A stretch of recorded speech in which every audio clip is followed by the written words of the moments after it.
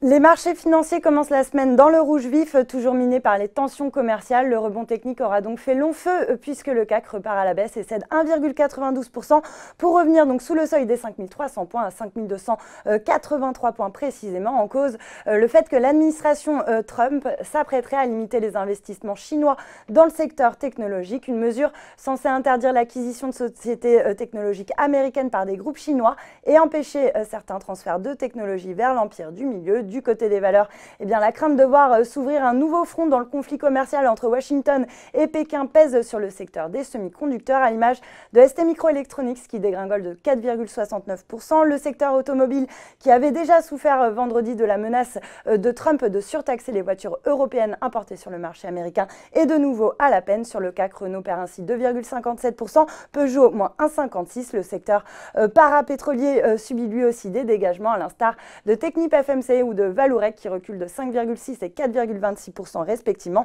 Le secteur est pénalisé par la baisse des cours du brut dans le sillage de la réunion de l'OPEP qui a décidé d'augmenter sa production d'1 million de barils par jour pour tenter de stabiliser le marché et compenser le recul des exportations de l'Iran et du Venezuela. A l'inverse, les actifs refuges à l'image du secteur défensif sont recherchés. Sanofi se distingue dans le vert après avoir présenté les résultats de sa première étude comparative qui montre que son médicament a réduit de 23% les taux d'hypoglycémie et atteint ses objectifs. Lanterne rouge du SBF 120 en revanche, c'est Eutelsat qui signe une forte baisse après avoir confirmé évaluer une offre sur son concurrent britannique Inmarsat, convoité également par l'américain EchoStar, ce qui laisse craindre une bataille d'enchères entre les deux groupes pour obtenir la cible convoitée. Worldline se distingue également en baisse après l'abaissement de la recommandation de Kepler Chevreux qui passe d'acheter à conserver. À noter également sur le SRD la chute du titre Erytech Pharma qui plonge de 29,42% à 11,06 € après avoir annoncé le retrait de sa demande de commercialisation de son traitement de la leucémie aiguë